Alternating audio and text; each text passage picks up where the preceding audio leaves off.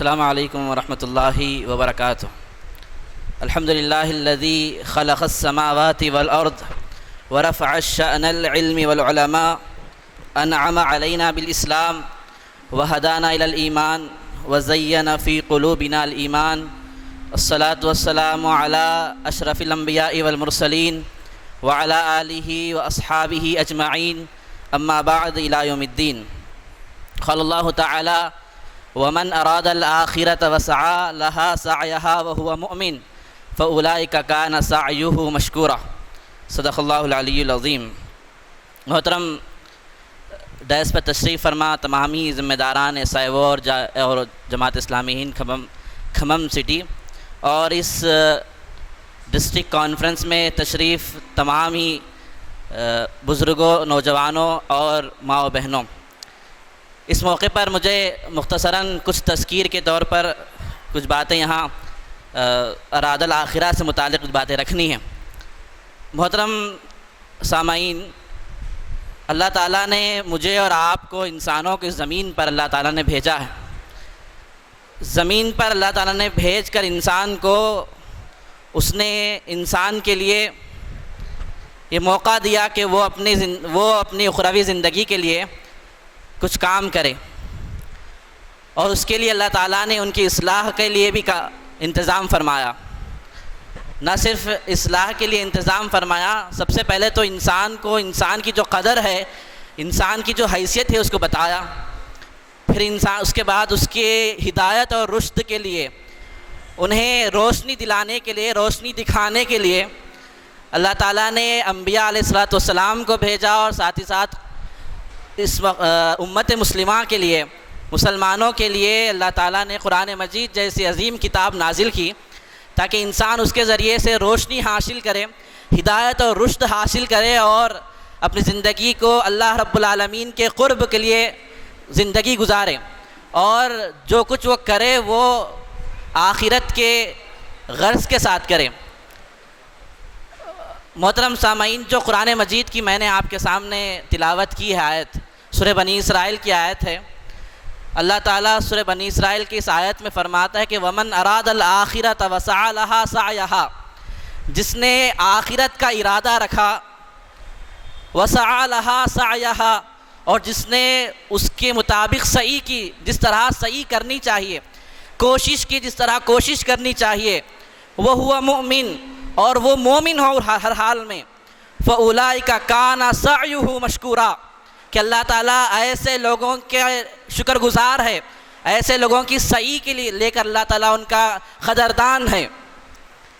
یہ آیت کو 3-4 ٹکڑوں کے اندر ہم سمجھنے کی کوشش کریں گے تو اس آیت کے اندر ہماری اخروی زندگی کا سارا سامان اللہ تعالیٰ نے طے کر دیا ہے۔ اللہ فرماتا ہے کہ جس نے کوئی عمل کرنے کا ارادہ رکھا آخرت کی نیت سے، اراد الآخرہ، اصل یہ جو اراد الآخرہ لفظ آپ تو قرآن مجید کا سن رہے ہیں، یہاں اس موقع پر اس تذکیر کو رکھنے کی وجہ بھی یہ ہے کہ دراصل SIO تلنگانہ کی جانب سے اس موقع پر اراد الآخرہ کے نام سے مہم منائی جا رہی ہے۔ اسی مہم کے یہ تھیم کے طور پر اراد الآخرہ کو ہم نے لیا ہے کہ تزکیہ والی مہم ہے۔ اس آیت کے اوپر اگر ہم غور کریں گے تو اللہ فرماتا ہے کہ ومن اراد الآخرہ، اراد الآخرہ کہتے ہیں اصل میں طلب کو، ارادہ کہتے ہیں، ارادہ کہتے ہیں طلب کو، چاہت کو۔ اللہ فرماتا ہے کہ ومن اراد الآخرہ، جب انسان اس کی جو چاہت ہوتی ہے آخرت کی چاہت کے ساتھ جب کوئی کام کرتا ہے، اور صرف چاہت نہیں رکھتا بلکہ اس چاہت کے ساتھ وسعى لها سعيها، کہ وہ پوری جس طرح سعی کرنی چاہیے، جو کوشش کرنی چاہیے۔ عربی زبان میں سعی کے لیے، سعی اس کو کہتے ہیں جو اسٹرگل ہوتا ہے۔ آپ یہاں بہت سارے لوگ حج کے لیے یا عمرہ کے لیے گئے ہوں گے، وہاں آپ دیکھتے ہیں کہ صفا اور مروہ کے درمیان میں سعی کی جاتی ہے، اس کو سعی کہتے ہیں لفظ۔ وہ سعی اصل میں ہے حرکت دینا، اپنے آپ کو مشقت میں ڈالنا، اپنے آپ کو اسٹرگل کے اندر ڈالنے کو کہتے ہیں سعی۔ آپ پورے پروسیس کے اندر دیکھیں گے، بعض موقع پر تیز بھاگیں گے، بعض موقع پر بہت آہستہ سے آپ چلیں گے پوری سعی کے دوران میں۔ یہاں سعی کہتے ہیں اصل میں جو اسٹرگل آپ کو کرنا ہے، جو حرکت آپ کو دینا ہے، اس کو کہتے ہیں۔ اللہ فرماتا ہے کہ اس سعی کے مطابق آخرت کی ارادہ رکھتے ہوئے، آخرت کی طلب رکھتے ہوئے، آخرت میں آپ کامیاب ہو جائے یہ چاہت آپ رکھتے ہوئے جو کوئی سعی کرتے ہیں، اسٹرگل کرتے ہیں، اپنے آپ کو کھپاتے ہیں اس راستے کے اندر، اور اس پورے راستے کے اندر اللہ فرماتا ہے کہ وہ ہوا مومن، وہ ہر حال میں مومن ہو۔ سعی کرنا آپ ذرا اندازہ لگا کے دیکھیے، جنہوں نے جس طرح سعی کرنے کی ضرورت ہے وہ اس طرح سعی کرتے ہیں، اس طرح کوشش کرتے ہیں۔ اس کے آپ بیت عقبہ کے موقع پر وہ جو نوجوان تھے، جو 75 نوجوان جو اللہ کے نبی صلی اللہ علیہ وسلم کے نام پر آپ کے ہاتھ پر جو بیعت کیے تھے، اس بیعت کو تھوڑا آپ یاد کریے۔ پورے عرب آپ مخالف تھا اسلام کے، پورے کے پورا عرب اور ہر انسان اللہ کے نبی صلی اللہ علیہ وسلم کے خلاف تھے، لیکن ان نوجوانوں نے، وہ 75 افراد نے جو سعی کا بیڑا لے کے اٹھے تھے، جو ان کے اندر جو اراد الآخرہ کی جو طلب تھی کہ ہم اللہ کے سامنے سرخرو ہو جائے، ہم جو بھی کرتے وہ اللہ کے لیے کرتے ہیں، انہوں نے اللہ کے نبی صلی اللہ علیہ وسلم کے نام پر جو بیعت کی تھی، جو انہوں نے عہد کیا تھا اللہ کے نبی صلی اللہ علیہ وسلم سے، آخری سانس تک انہوں نے اس بیڑے کو اٹھا کے رکھے، اور ان کی اس سعی کے بنیاد پر، ان کی اس شکل کے بنیاد پر اسلامی ریاست قائم ہوئی تھی۔ اللہ کے نبی صلی اللہ علیہ وسلم نے اسلام کو غالب کر کے دکھایا تھا۔ یعنی اللہ تعالیٰ صرف یہ نہیں کہتا کہ صرف آپ چاہت رکھے، صرف آپ طلب رکھے کہ ہم اللہ تعالیٰ ہماری آخرت اچھی کر دے، اللہ تعالیٰ ہمیں خبر کے عذاب سے بچا لے، یہ صرف طلب کافی نہیں ہے۔ اللہ تو فرماتا ہے جس طلب کی تم آپ بات کرتے ہو، جو طلب آپ رکھتے ہیں، اس طلب کے ساتھ سعی ہونی چاہیے، اس طلب کے ساتھ آپ کو مشقت کرنا ہوگا، اس چاہت کے ساتھ اپنے آپ کو کھپانا ہوگا اس راہ کے اندر۔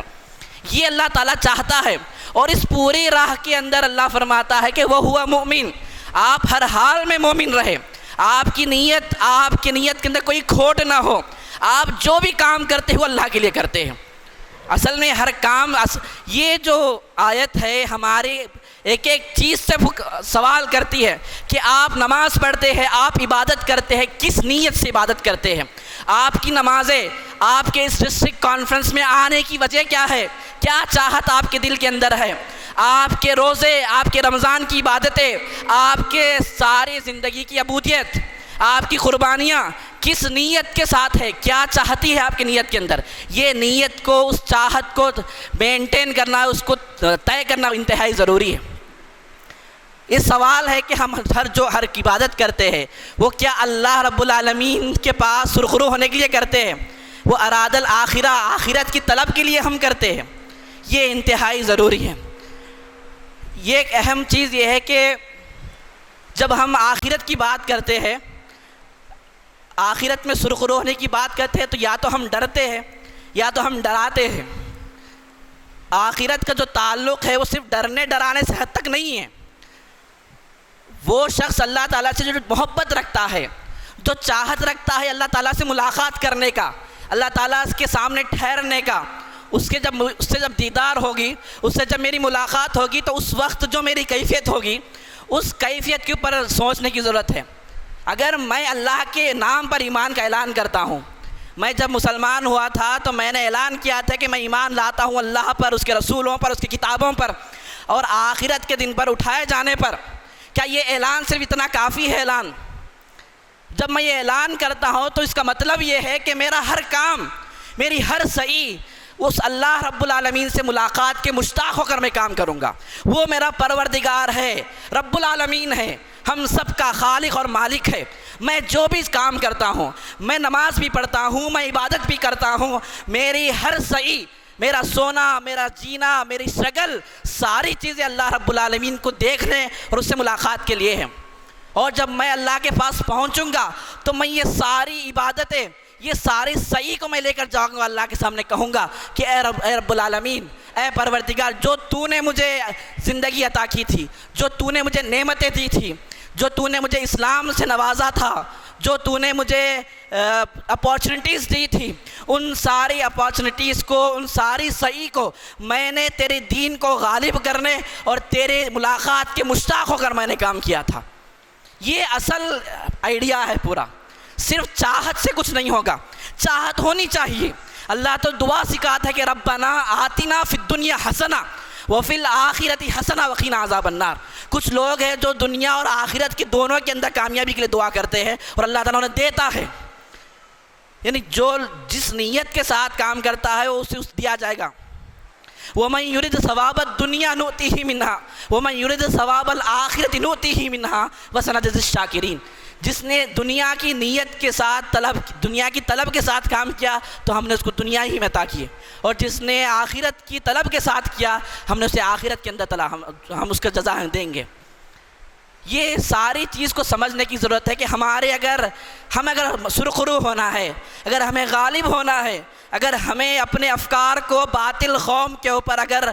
نافذ کرنا ہے، اسلام کی جو عظیم نعمت ہے، اسلام کی جو امن و شانتی کا پیغام ہے، یہ جو روشنی ہے، یہ جو آپ دیکھتے ہیں کہ واک ود دا لائٹ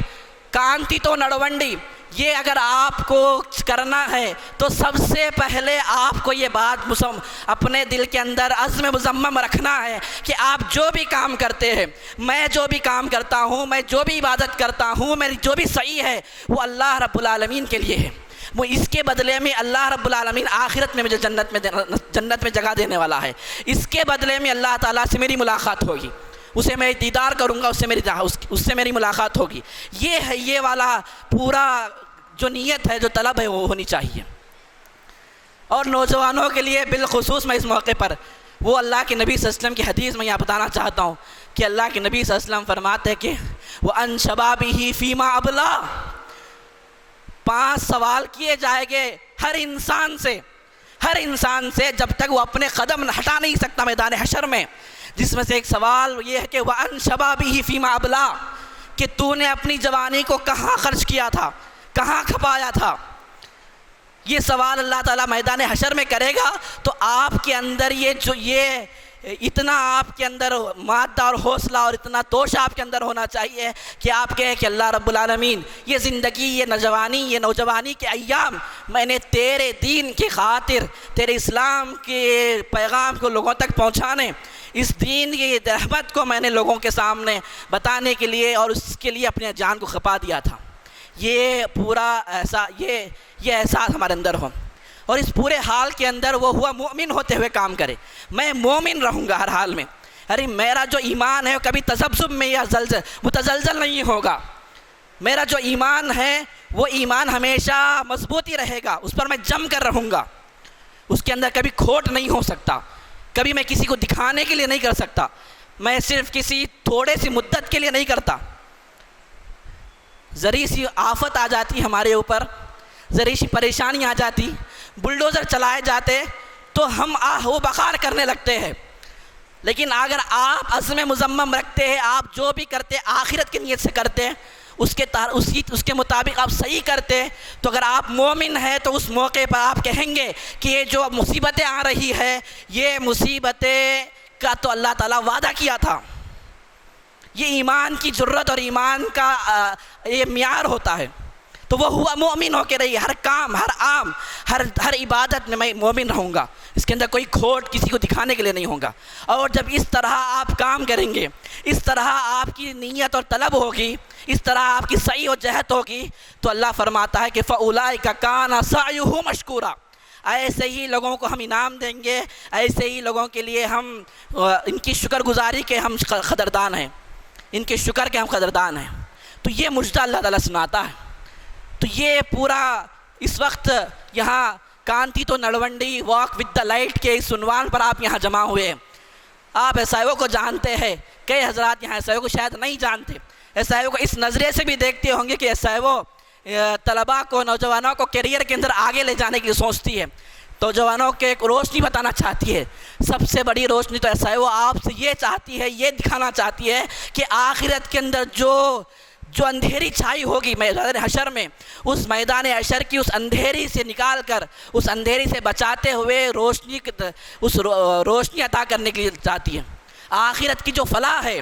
فلاح آخرت جو ہے اصل میں اس کی طرف آپ کو بلاتی ہے۔ اللہ رب العالمین سے میں دعا کرتا ہوں کہ اللہ تعالیٰ ہم سب کو آخرت کی چاہت اور طلب کے ساتھ کام کرنے کی توفیق عطا فرمائے، ہماری سعی و جہد صرف اللہ رب العالمین کے خاطر ہو، اور ہم ہر حال میں مومن ہو کے ہم کام کرنے کی توفیق عطا فرمائے۔ ربنا تقبل منا انک انت السمیع العلیم وتب علینا انک انت التواب الرحیم، وآخر دعوانا ان الحمد للہ رب العالمین۔